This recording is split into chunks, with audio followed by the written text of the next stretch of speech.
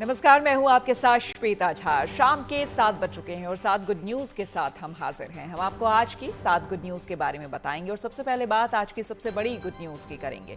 भगवान बुद्ध के पवित्र अवशेषों को पहली बार श्रीलंका ले जाया गया है। ये पवित्र अवशेष गुजरात के वडोदरा में मौजूद थे, जहां से इसे पहली बार कोलंबो के गंगाराम्या मंदिर में ले जाया गया है।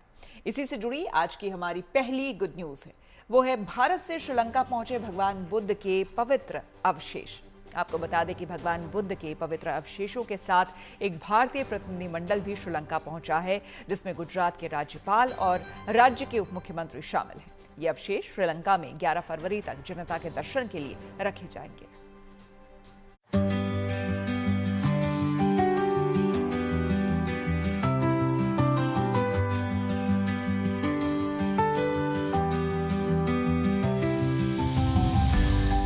श्रीलंका के लिए ऐतिहासिक मौका है जब भगवान बुद्ध के पवित्र अवशेषों को पहली बार श्रीलंका ले जाया जा रहा है। गुजरात के देवनी मोरी से पवित्र अवशेषों को भारतीय वायुसेना के C-130 विमान से कल पहले दिल्ली पहुंचे और दिल्ली से आज उसे श्रीलंका ले जाया गया।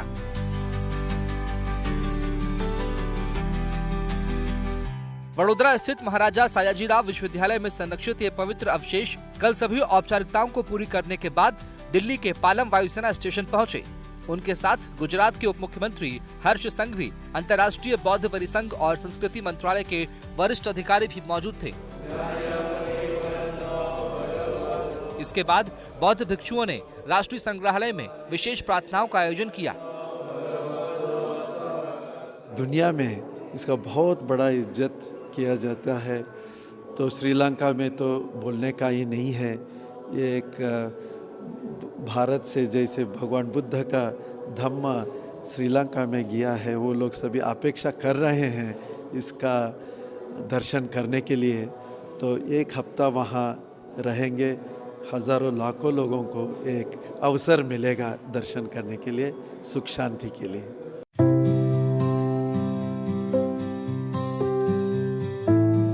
आज ये अवशेष पालम से भारतीय वायुसेना के विशेष C-30 विमान से कोलंबो ले जाए गए।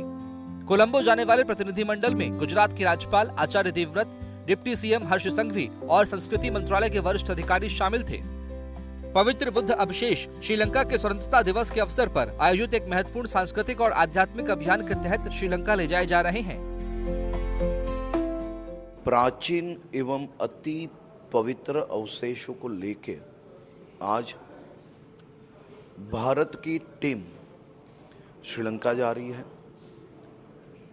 प्रधानमंत्री श्री नरेंद्र भाई मोदी जी द्वारा 2022 से लगातार अलग अलग देशों में भगवान बुद्ध के विशेष एवं पवित्र अवशेषों को भेजा जाता है।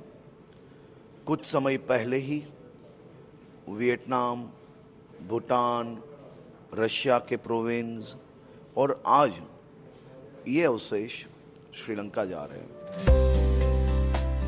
भगवान बुद्ध के पवित्र अवशेषों को श्रीलंका के गंगारामाया मंदिर में ले जाया जाएगा, जहां उन्हें 4 फरवरी से 11 फरवरी तक आम जनता के दर्शन के लिए रखा जाएगा।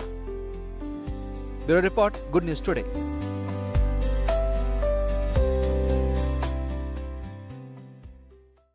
कहते हैं जहां चाह होती है वहीं राह होती है, और इसे साबित कर दिखाया है नोएडा के एक इंजीनियर ने। इस इंजीनियर ने नोएडा में एक ऐसा स्कूल खोला है जहां गरीब बच्चों को CBSE बोर्ड की शिक्षा निःशुल्क दी जाती है। ऐसे में हमारी अगली यानी कि जो दूसरी गुड न्यूज है वो है गरीब बच्चों की जिंदगी संवारने वाला इंजीनियर। नोएडा में मौजूद ये स्कूल उन बच्चों के लिए बनाया गया है जिनके माता पिता महंगी प्राइवेट शिक्षा का खर्च नहीं उठा सकते।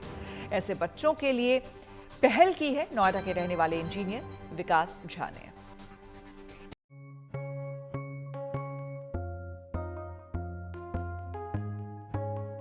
यूपी के जिस नोएडा में पढ़ाई महंगी है, बच्चों को स्कूल भेजने की फीस हजारों में है, उस शहर में स्कूल की इस इमारत में एक नई लकीर खींची जा रही है।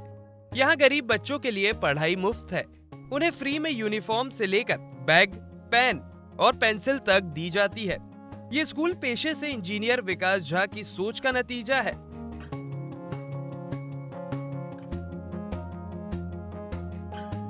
ये है नोएडा का वो स्कूल जो ना मुनाफा देखता है और ना ही फीस का बोझ। यहाँ पर पढ़ाई होती है सीबीएसई बोर्ड से और बच्चे समाज के उस तबके से आते हैं जो अक्सर अच्छी शिक्षा से दूर रह जाते हैं।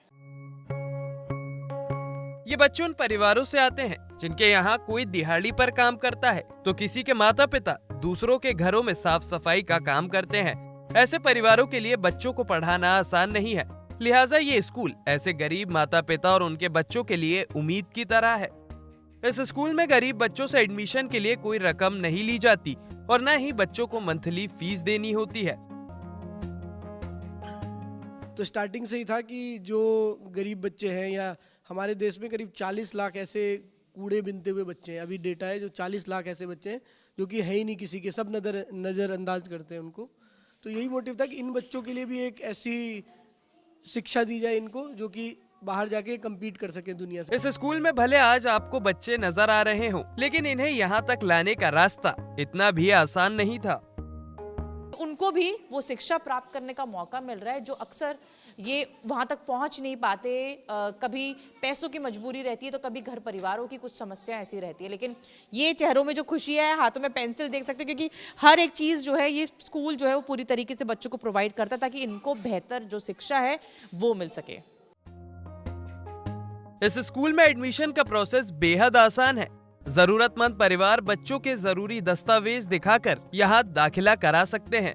ये स्कूल केवल गरीब बच्चों को मुफ्त में शिक्षा भर नहीं दे रहा, बल्कि उनके भीतर आत्मविश्वास भी भर रहा है। बच्चों की जो चेहरों पे मुस्कान है कि स्कूल आ रहे हैं, हम पढ़ाई कर रहे हैं, हम बच्चों से मिल रहे हैं, उठना बैठना सीख रहे हैं, किस तरीके से भविष्य को जो है और भी मजबूत बनाया जाए, वो भविष्य शिक्षा केंद्र में यहाँ पर एक उसका उदाहरण है जो यहाँ पर देखा जा रहा है। कैमरा पर्सन नासिर खान के साथ Manisha Ladda, Noida, good news today. और जमशेदपुर के एक गांव की कुछ महिलाएं अपनी तकदीर खुद लिख रही हैं। इन लोगों ने अपने आसपास के 10 गांवों को प्लास्टिक से मुक्त किया है। दरअसल ये महिलाएं गांव से प्लास्टिक चुनती हैं और उनको खूबसूरत सामानों में बदल देती हैं। ऐसे में हमारी अगली यानी कि जो तीसरी गुड न्यूज़ है वो है जमशेदपुर में महिलाएं गढ़ रही हरित भविष्य। इनके बनाए सामानों का डिमांड इतना ज़्यादा है कि इनको दिल्ली में आयोजित होने वाले एक्सपो में हिस्सा लेने का मौका मिलने जा रहा है।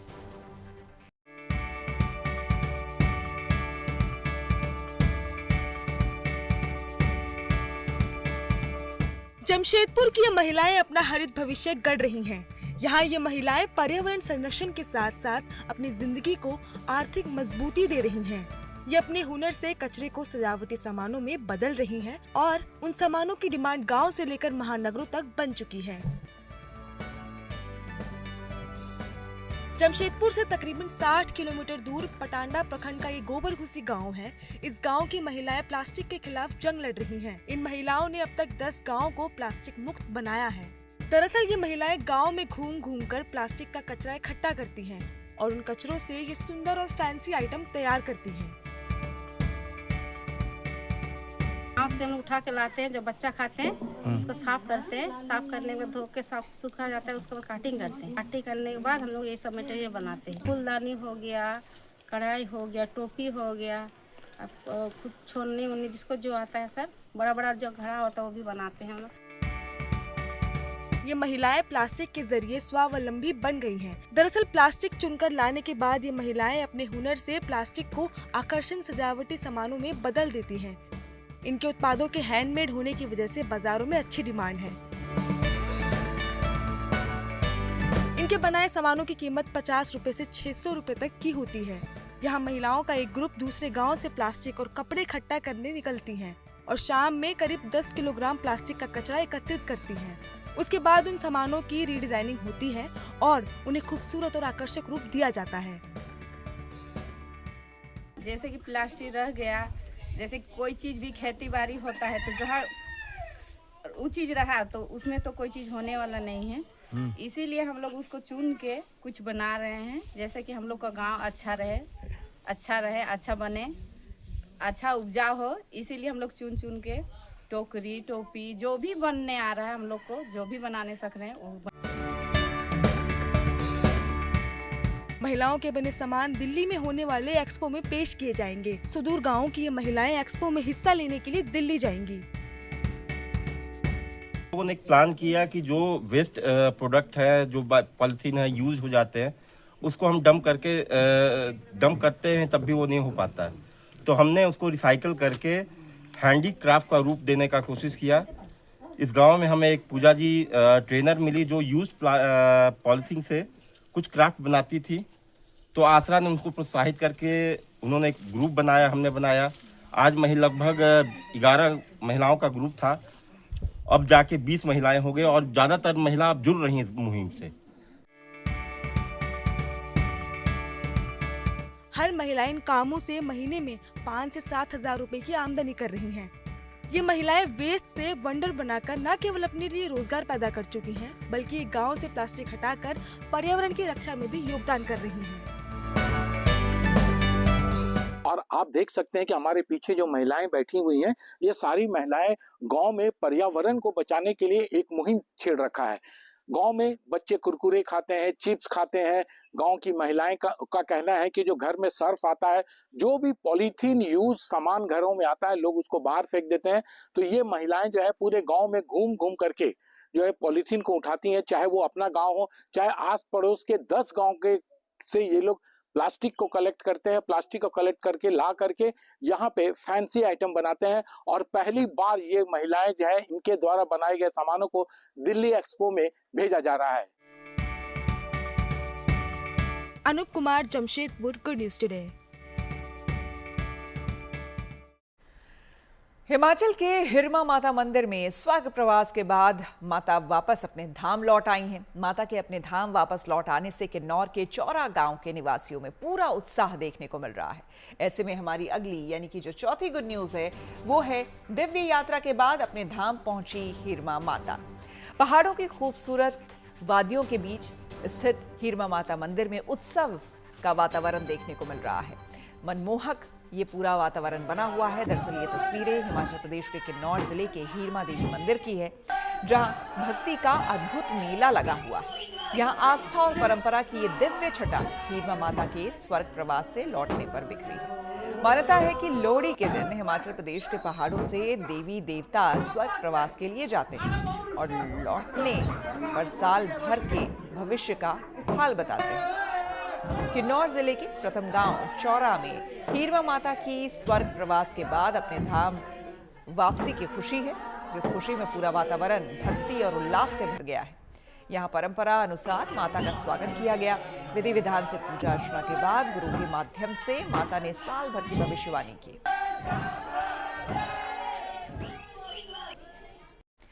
पौष पूर्णिमा से शुरू हुए 45 दिनों के कल्पवास का अधिकांश हिस्सा माघी पूर्णिमा के साथ खत्म हो गया, लेकिन कई कल्पवासी माघ मेला में त्रिजटा स्नान के लिए डटे रहे। दरअसल कल्पवासियों के लिए त्रिजटा स्नान कल्पवास को पूर्ण करने वाला अंतिम पर्व है।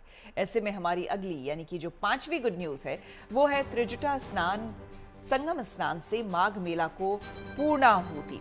आपको बता दें कि वैसे तो माघ पूर्णिमा के दिन स्नान के साथ ही कल्पवास पूरा हो गया, लेकिन कई कल्पवासी माघ मेला में त्रिजटा स्नान के लिए डटे रहे। उनके लिए ये स्नान कल खत्म हुआ। दरअसल ये श्रद्धालु त्रिजटा स्नान के लिए रुके हुए थे, क्योंकि कल्पवास को पूर्ण करने वाला अंतिम पर्व त्रिजटा स्नान को ही माना जाता है। प्रयागराज के त्रिवेणी संगम में होने वाला ये विशेष स्नान माघ पूर्णिमा के तीसरे दिन होता है। त्रिजटा का अर्थ है 3 जटाएं, यानी कि 3 डुबकियां। श्रद्धालुओं ने कल त्रिजटा स्नान के साथ माघ मेला को पूर्णाहुति दी। गंगा, यमुना, सरस्वती के संगम में ये पाप नाश करने वाला और अक्षय पुण्य का साधन माना जाता है। मान्यता है कि जब तप स्नान के दौरान यदि कोई नियम भंग हो जाए तो त्रिजटा स्नान उसे क्षमा कर तप को पूर्णता देता है। माघ मास का ही स्नान है पूर्णता का, तभी होता है। जो कल्पवासी हैं, संत हैं, महंत हैं, अधिकतर त्रिजटा स्नान करके ही जाते हैं और स्नान तभी पूर्ण माना जाता है। जब माघ का फल तभी मिलता है जब त्रिजटा स्नान करके ही जाएं। अंतरिक्ष के अनदेखी दुनिया और उससे जुड़े रहस्यों को जानना हमेशा से कौतूहल का विषय रहा है।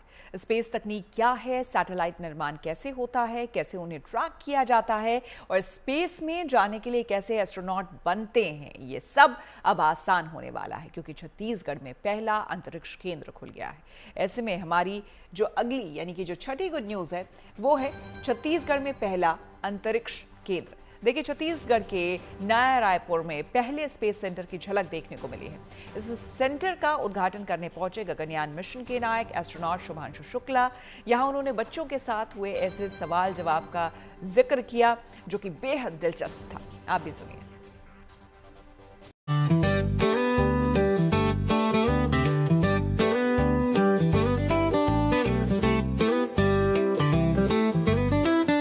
नई सोच, नई मंजिल और जब साथ में हो आपका आदर्श व्यक्तित्व तो क्या कहने। छत्तीसगढ़ के नए रायपुर में जब ये होनहार बच्चे भविष्य के हिंदुस्तान की बुनियाद रख रहे थे तो उनके बीच मौजूद थे उनके हीरो, उनके आदर्श group captain Shubhanshu Shukla, Gaganyaan mission के नायक। अब जब उनका नायक सामने हो तो उनके जैसा बनने की चाह लिए ये छात्र छात्राएं अपने सपनों को नए पंख देने में पीछे कैसे रहते। देख के बहुत ज्यादा मोटिवेटिंग फील हुआ, एक नया रे ऑफ होप आया कि रादर देन डॉक्टर, इंजीनियर और टिपिकल करियर ऑप्शन, बहुत सारे नए ऑप्शंस भी है जो हमें एक्सप्लोर करने चाहिए। नया रायपुर में मौजूद गवर्नमेंट हायर सेकेंडरी स्कूल राखी में प्रदेश के पहले अंतरिक्ष केंद्र का शुभारंभ हुआ। ये स्पेस सेंटर छात्रों को अंतरिक्ष की दुनिया के रहस्यों से रूबरू कराएगा। आधुनिक तकनीकी सुविधाओं से लैस स्पेस सेंटर में विद्यार्थियों को सैटेलाइट निर्माण, उसकी जांच और ट्रैकिंग की जानकारी दी जाएगी। इसके लिए विशेष लैब, ग्राउंड स्टेशन और कंट्रोल सेंटर की व्यवस्था की गई है।